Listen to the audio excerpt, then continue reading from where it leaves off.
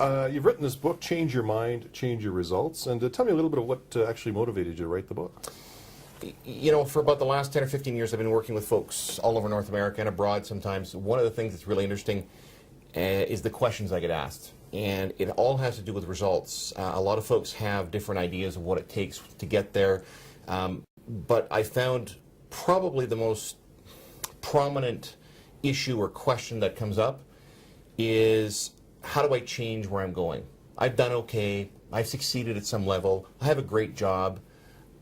I know there's more. How do I get there? I think sometimes one of the issues we look at is we say we don't know how, and we get hung up on the how. Yes, there's some strategy behind it. Yes, we should probably have a strategic plan before we get started.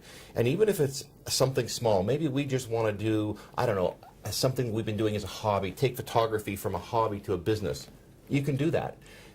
It's a good idea to have a direction, to have a strategic plan so you know how you're going to get it or get where you want to go. Is it just a generic fear that holds people back, you think? Well, I think fear is, without question, the number one dream killer. And whether it's in a large company and whether it's an individual, I mean, I get asked a lot of times by folks, you know, when should I do something? When should I start? When's the right time? When's a good time? And so yeah, I think fear is a major portion of this. I'm a firm believer in one thing. I think you can create your own economy, but you really need to stop buying into what some of the messages are that are being propagated out there.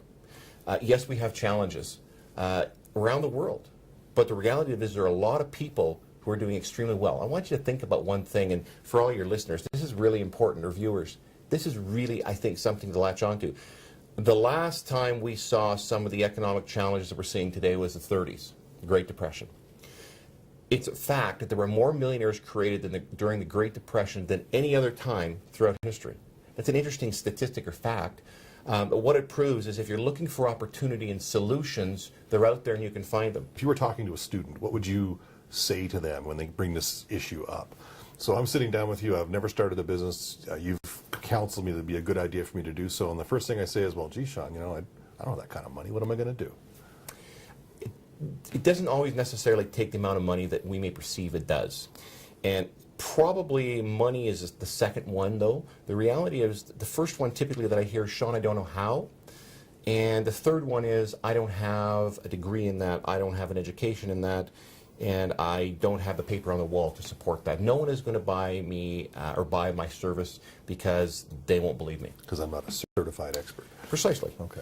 And you know what's interesting is there's a spokesman for years been saying, you know, fake it till you make it. Well, I don't buy that. I'm a huge proponent of one thing. Don't fake it till you make it, but act like you belong. And if you start to understand what that means, I'm not advocating for a moment you go practice medicine or law without a license. What I'm in fact saying is find something you're passionate about, get engaged with it, and you know something?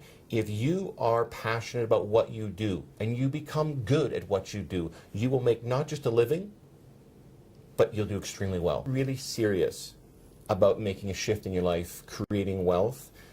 Find out what problems there are, big problems. And you find the solutions. The bigger the problem, if you have a solution, you're worth a lot of money. Think about that. You know what it really boils down to? It's thinking outside of the norm, outside of the box, and we relegate ourselves to the box. You know, in my book, you referenced in my introduction, which, thank you, by the way, I say in there, if you really want to get where you want to go and you have the strategic goals and objectives, which, by the way, is important. If you don't have a destination, you don't know where you're going, you're never going to get there. You can't sit there with the sofa seatbelt on waiting for it to happen. You really have to take action. And one of the things that people fall down a lot of times I found is execution. You need to execute based on that goal and objective. Get out there, make it happen. Live from the inside out, not the outside in, and create your own economy. You know what? It's about one thing. We can talk about all of this till we're blue in the face, but here's the bottom line. All about the results. And if you change your mind, you're going to change your results. You got it. Thanks for being on the show today. Thank you very much. I appreciate it. Great. And if you want, you can get a copy of Sean's book, Change Your Mind, Change Your Results, at Amazon.com if you're in the U.S. or Amazon.ca if you're in Canada. Thanks for watching.